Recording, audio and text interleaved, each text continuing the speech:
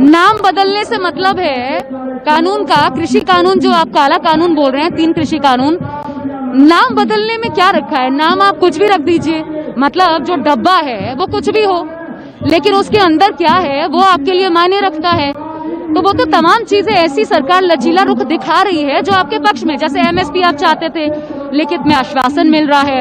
आप बिजली के लिए कह रहे थे पहले जैसी व्यवस्था लागू रहेगी। आप पराली को कह रहे थे उसमें संशोधन के लिए सरकार तैयार है। एपीएमसी जो है उसके लिए सरकार तैयार है। टैक्स जो है वो बाहर मंडियों में भी लगे, सरकार उसके लिए भी तैयार है। तो सारी बातें तो आपकी मान ली गई है, दिक्कत कहाँ है? कुल मिलाकर बात ये है कि ये तीनों कानून देसी विदेशी कंपनियों के हित में हैं और किसानों के हित के नाम से लाए गए हैं। अगर ये बातें मानते हैं तो पहले कहाँ गए थे?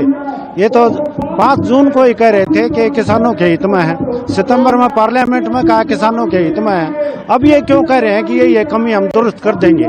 इसका मतलब ये बिल्कुल ही किसान विरोधी कानून है। मसला जो है ना, ऐसा लग रहा है कि आप मसला समझा नहीं पा रहे, क्योंकि एमएसपी को लेकर के अभी जो प्रस्ताव आया, एमएसपी हो गया, एपीएमसी हो गया, चाहे टैक्स लगाने की बात हो गई बाहर की मंडियों में, वो हो गया, बिजली हो गई, जिस पर पहले की तरह कानून सरकार तैयार है, ठीक है, संशोधन हो जाएगा, पराली हो गया। तो सारी बातें मुझे समझाइए, सारी बातें ऐसा लग रहा है, मैं जब प्रस्ताव को देखती हूँ तो लगता है कि सरकार मान रही है। मुद्दे क्या है, दिक्कत कहाँ आ रही है? बिल्कुल भी नहीं मान रही है जी, गुमराह कर रही है, चारों तरफ से ये किसान को भगाने का काम कर रही है। जिन जिन मुद्दों से आप कह रहे हैं मान गई, फिर उस पर समस्या क्यों थी, क्यों लगाए गए थे? वो इतनी जल्दी मान गई तो वो लगाए ही क्यों थे? ये बिल्कुल भी नहीं मान्य। सरकार किसान को मूर्ख समझती है। मैं क्या आपके मीडिया के माध्यम से कह देना चाहता हूँ, ये किसान मूर्ख नहीं है। ये अंधेरे के अंदर भी, ये अपने औजार के अंदर भी, ये अपना जो जितना बीज है 1 किलो का इसके किसान के हाथ में दिया जाए तो 1 एकड़ के अंदर पूर्ण। तो मतलब मुझे ये बताइए, आप मुझे ये बताइए कि जो संशोधन सरकार ने किए हैं, जिन संशोधनों की बात सरकार कर रही है या जो प्रस्ताव में था, आप विश्वास नहीं कर पा रहे कि जो सरकार कह रही है वो करेगी, बात ये है? बिल्कुल बिल्कुल ऐसी विश्वास नहीं का वो हिंदी नहीं, मैं बात करता हूँ जो ऑलरेडी ट्रैक चल रहा है, पहला उसको दुरुस्त करो। उसके बाद जो 1947 से जो पर एक्ट बने हैं उसके ਵਿੱਚ देखो की चीज की लोड़ है। जे एमएसपी सारे वर्ल्ड हिंदुस्तान में तो खरीदी नहीं जा सकती।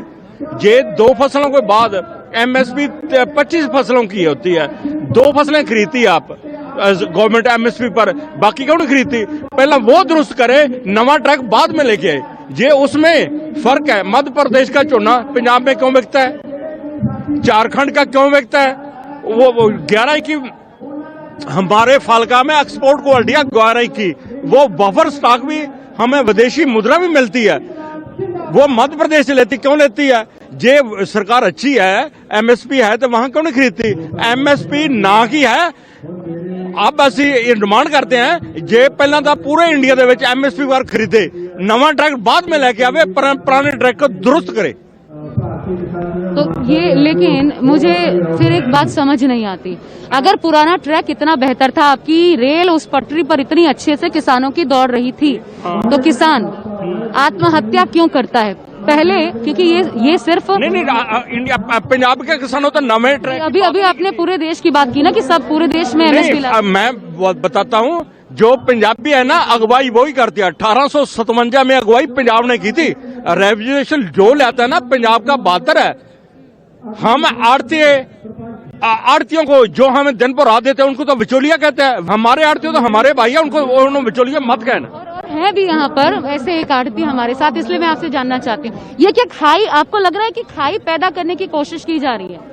देखिए, ये जितने मर्जी खाई पैदा कर लें, ये कामयाब नहीं होंगे। सारा काम चाहे बिचौलिया कहें, कुछ कहें, हमें खालिस्तानी कहें, अतवादी कहें, मैं हिंदू होने के नाते अगर ये किसानों की लड़ाई को कहते हैं खालिस्तानी, तो मैं भी एक हिंदू होने के नाते खालिस्तानी हूँ, क्योंकि ये हमारे बच्चों का भविष्य का सवाल है। हमारे बच्चों का आने वाला जो समय वो धुंधला दिख रहा है, इसलिए लड़ाई लड़ रहे हैं। हमें नया कानून नहीं चाहिए, जो आप हमें गिफ्ट दे रहे हो हमें नहीं चाहिए, किसान कह रहे हैं। लेकिन मुझे एक बात समझाइए, आपको सिर्फ नाम बदलना है? क्योंकि ये तमाम ये जो प्रावधान या प्रस्ताव सरकार लेके आई, इसमें तो ऐसा लगता है चाहे मंडी हो, चाहे एपीएमसी हो, एमएसपी हो, बिजली हो, हर एक मुद्दे पे सरकार झुकने वाला लचीला रुख दिखा रही है। मतलब अभी प्रस्ताव है, बाद में इसे संशोधित किया जाएगा, ये सरकार कह रही है और ऐसा लगता है इस प्रस्ताव को देख के, तो फिर बात क्यों नहीं बन रही? सरकार जो कह रही है ना, मैं ये कहना चाहूंगी सरकार की बातों से ना भरोसा उठ गया हमारा। किसान जो मांग रहे हैं कि स्वामीनाथन रिपोर्ट लागू करें, तो मोदी जी जो किसान मांग रहे हैं, जो किसान को जिस चीज की जरूरत है वो लागू क्यों नहीं कर रहे? मुझे एक बात समझ में नहीं आ रही, किसानों को अपने फसल का, अपने भले का किसानों को ज्यादा ज्ञान है या वो एसी कमरों में बैठे हैं जो हजारों करोड़ों के जहाज में घूमते हैं उनको ज्यादा ज्ञान? तो आंदोलन खत्म कैसे होगा? खत्म करेगा, हमारी बातें माने नहीं, आंदोलन चलेगा। आंदोलन कानून वापस चलते हैं। आजादी का आंदोलन 200 साल चला था। अरे भाई आप बताइए। ये तो हमारी होंद का सवाल है ना। जब हम जिंदा ही नहीं रहेंगे तो वे क्या करेंगे? हम संघर्ष करके मरेंगे। कैसे खत्म कैसे होगा? आप भी चाहते होंगे, जब यहाँ पे बुजुर्ग परेशान हो रहे तो चाहते तो आप भी होंगे। मैं आपके माध्यम से बताना चाहता हूँ, आजादी लेने की उसकी कीमत। नमस्कार, मैं हूं मानक गुप्ता। अगर आपको हमारा ये वीडियो पसंद आया हो तो इसे लाइक और शेयर जरूर करें, और हाँ, हमें सब्सक्राइब और फॉलो करना ना भूलें ताकि आप देश और दुनिया की कोई खबर मिस ना करें। तो जुड़े रहिए हमारे साथ और देखते रहिए न्यूज़ 24।